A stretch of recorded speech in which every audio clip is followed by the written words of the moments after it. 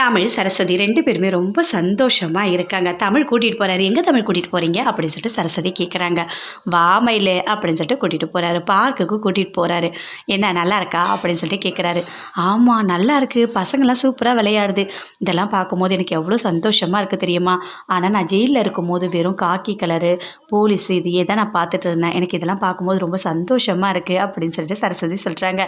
சின்ன பசங்களாவே இருந்திருக்கலாம்ல. சின்ன பசங்கலாம் எவ்வளோ சந்தோஷமா இருக்காங்கல்ல அப்படின்னு சொல்லிட்டு சரஸ்வதி சொல்றாங்க.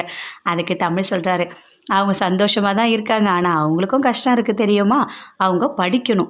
நெறைய மார்க் எடுக்கணும். அத பத்திலாம் அவங்க யோசிக்கணும்ல அப்படின்னு சொல்லிட்டு தமிழ் சொல்றாரு. ஆமா, ஆமா. அது என்னவோ உண்மதான் அப்படின்னு சொல்லிட்டு சரஸ்வதி சொல்றாங்க. இருந்தாலும் சின்ன வயசுல எனக்கு தான் படிப்பே வரல. எந்த நேரமும் புக்க வச்சுட்டே இருப்பேன். எங்க அப்பாவ பார்த்தாலே போதும் உடனே புக் எடுத்துப்பேன் அப்படின்னு சொல்லிட்டு சரஸ்வதி சொல்றாங்க. எனக்கும் தான் மயிலு சுத்தமா படிப்பே வரல அப்படின்னு சொல்லிட்டு இருக்காங்க. சரி விடு மயிலு, அத பத்திலாம் எதுக்கு யோசிச்சுட்டு இருக்க அப்படின்னு சொல்லிட்டு தமிழ் சொல்றாரு. இல்ல எனக்கு அம்மா வீட்டுக்கு போகணும் போல இருக்கு. அவங்களலாம் பார்க்கணும் போல இருக்கு அப்படின்னு சொல்லிட்டு சரஸ்வதி சொல்றாங்க. அவங்க அப்பயே சொன்னாங்க. உன்ன வந்து பார்க்கணும் ஜெயில்லன்னு உங்க அப்பா, அம்மா எல்லாருமே சொன்னாங்க. நான் தான் வேண்டான்னு சொல்லிட்டேன். ஏன்னா அங்க வந்து உன்ன பார்த்தா ரொம்ப கஷ்டமா இருக்கும்ல. அதனால தான் நான் வேண்டான்னு சொல்லிட்டேன். சரி கண்டிப்பா அவங்க வருவாங்க. சரியா? அப்படின்னு சொல்லிட்டு தமிழ் சொல்றாரு. அதுக்குள்ள பாட்டி வராங்க. பாட்டிய பார்த்தோனே சரஸ்வதி பயங்கரமா சந்தோஷப்படுறாங்க. "பாட்டி எப்படி இருக்கீங்க?" அப்படின்னு சொல்லிட்டு.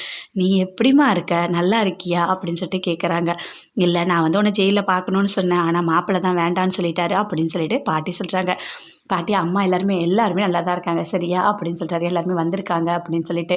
அப்ப ரொம்ப சந்தோஷமா சரஸ்வதி சொல்றாங்க. "எனக்கு ஒரு உண்மையாவே எவ்வளோ சந்தோஷமா இருக்கு தெரியுமா பாட்டி?" அப்படின்னு சொல்லிட்டு. "சரிம்மா ஜெயில்ல ரொம்ப கஷ்டப்பட்டியா?" அப்படின்னு சொல்லிட்டு பாட்டி கேட்குறாங்க. "ஆமா பாட்டி" அப்படின்னு சொல்றாங்க. "சரி விடுமா, அத பத்தி யோசிச்சுட்டு இருக்காத. சரியா? இனிமே உனக்கு எல்லாமே நல்லதாவே நடக்கும்" அப்படின்னு சொல்றாங்க. அப்ப தமிழ் சொல்றாரு. "நீ தான் சொன்னல்ல, எங்க வீட்ல இருக்கவங்கள பார்க்கணும்னு. அதனால தான் நான் ஃபோன் பண்ணி வர வச்சுட்டேன்" அப்படின்னு சொல்றாரு. எனக்கு எப்படி என்ன புரிஞ்சுக்கிறீங்க நீங்கன்னு எனக்கு தெரியவே இல்ல.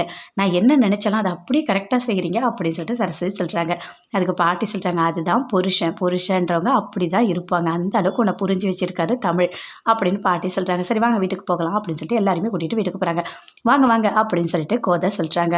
"எப்படி இருக்கீங்க?" அப்படின்னு சொல்லிட்டு. "நல்லா இருக்கேம்மா. இப்போ பார்த்துட்டு போலான்னு சரஸ்வதி வந்தேன்" அப்படின்னு சொல்றாங்க. "சரி வாங்க உட்காருங்க" அப்படின்னு சொல்லிட்டு. எனக்கே ரொம்ப கஷ்டமா தான் இருக்கு. சரஸ்வதி, தமிழ் 2 பேருமே பயங்கரமா நெறைய கஷ்டத்த அனுபவிச்சுட்டாங்க தெரியுமா? எவ்ளோ கஷ்டம் தெரியுமா? அப்ப எங்க கூட இருக்கும்போது நாங்களும் வெளிய அனுப்பிட்டோம். அவங்க தனியா வந்து கஷ்டப்பட்டு, அப்பப்பா அவங்களோட பிரச்சனைக்கு அளவே இல்ல. ஆனா இப்ப தான் கொஞ்சம் பரவால்ல. இனிமேவாவது எந்த பிரச்சனையும் வரக்கூடாதுன்னு நாங்க நெனைக்கிறோம். ஆனா எல்லாத்த விட சரஸ்வதி ஜெயிலுக்கு போனது எங்களுக்கு ரொம்ப பெரிய கஷ்டத்த குடுத்தது. அப்படின்னு சொல்லிட்டு கோதை சொல்றாங்க. அத கேட்டோனே பாட்டி சொல்றாங்க, "ஆமா எங்களுக்கும் ரொம்ப கஷ்டமா தான் இருந்துச்சு" அப்படின்னு சொல்லிட்டு. "சரி விடுங்க, அதையே பேசிட்டு இருக்க வேணாம். நீங்க ஏதாவது சாப்பிடுறீங்களா?" அப்படின்னு சொல்லிட்டு கோதை சொல்றாங்க. பாட்டி அங்க இருந்துட்டு சந்தோஷமா போறாங்க. தமிழ், சரஸ்வதி 2 பேருமே உள்ள போறாங்க. அப்போ சொல்றாங்க சரஸ்வதி, "எனக்கு ரொம்ப சந்தோஷமா இருக்கு. எல்லாரையும் வீட்லேருந்து வர வச்சிருக்கீங்க" அப்படின்னு சொல்லிட்டு. "ஆமா மயிலே, உன் சந்தோஷம் தான் எனக்கு பெருசு" அப்படின்னு சொல்றாரு. "சரி குழந்தைகிட்ட நான் பேசட்டுமா?" அப்படின்னு சொல்லிட்டு. "கண்டிப்பா பேசலாம். ஒரு பிரச்சனையும் இல்ல" அப்படின்னு சொல்றாங்க. அதே மாரி தமிழ் வைத்தியகிட்ட பேசுறாரு. "பாப்பா நீ எப்படி இருக்க? நல்லா இருக்கியா? உன்னையும் அம்மாவையும் ஜெயில்ல ரொம்ப கஷ்டப்பட விட்டுட்டேனா? சாரிம்மா, என்ன மன்னிச்சிடு" அப்படின்னு சொல்றாரு. "என்ன சாரிம்மா சொல்றீங்க? எல்லாம் பையனா தான் இருக்கும்" அப்படின்னு சரஸ்வதி சொல்றாங்க. "அதெல்லாம் கிடையாது. கண்டிப்பா பொண்ணு தான் பொறக்க போகுது. உன் வயிறுலாம் வேற பெருசா இருக்குன்னு சொன்னாங்கல்ல பார்க்ல ஒருத்தவங்க. அதனால பொண்ணு தான் பொறக்கும். எனக்கு பொண்ணு தான் ரொம்ப பிடிக்கும்" அப்படின்னு சொல்லிட்டு தமிழ் சொல்றாரு. "எனக்கு பையன் தான் பிடிக்கும்" அப்படின்னு சொல்லிட்டு சரஸ்வதி சொல்றாங்க. 2 பேருமே மாத்தி மாத்தி சண்டை போட்டுக்கிறாங்க. "ஐயோ! படிக்கணுங்க. படிக்கிறதுக்கு நெறைய இருக்குல்ல. அத நெனச்சா எனக்கு பயமா இருக்கு" அப்படின்னு சரஸ்வதி சொல்றாங்க. "என்ன திடீர்னு?" "ஆமாங்க படிக்கணும்ல. எக்ஸாம் வேற வரப்போகுது" அப்படின்னு சொல்றாங்க. "ஓ! ஆமால்ல. சரி வந்து படு வா. அப்புறம் படிச்சுக்கலாம்" அப்படின்னு சொல்றாரு தமிழ். "ஐய்யய்யோ! இல்லங்க. கண்டிப்பா நான் படிக்கணும். இப்பயே டைம் ஆயிடுச்சு" அப்படின்னு சொல்றாங்க. "என்ன மயில் இப்படிலாம் பண்ணிட்டு இருக்க? நீயும் ரொம்ப நாள் கழிச்சு வந்த. இந்த மாதிரி பண்ணிட்டு இருக்க" அப்படின்னு சரஸ்வதி சொல்றாங்க. "அதெல்லாம் ஒண்ணும் இல்ல. படுங்க" அப்படின்னு சொல்லிட்டு புக் எடுத்து நைட்டு ஃபுல்லா படிச்சுட்டு இருக்காங்க. காலைல எழுந்து வந்தோடனே கேட்குறாங்க, "என்ன கண்ணு ஒரு மாதிரி இருக்கு?" அப்படின்னு சொல்லிட்டு கோதை. "இல்ல நைட்டெல்லாம் தூக்கமே இல்ல. சரியா தூங்கவே இல்ல." "ஏன் என்னம்மா ஆச்சு? ஏதாவது பிரச்சனையா?" அப்படின்னு சொல்லிட்டு கேட்குறாங்க. "இல்ல, இல்ல அதெல்லாம் ஒண்ணும் இல்ல. நான் எக்ஸாம்க்கு படிச்சுட்டு இருந்தேன்" அப்படின்னு சொல்றாங்க. "அப்படியா? அதுக்கா?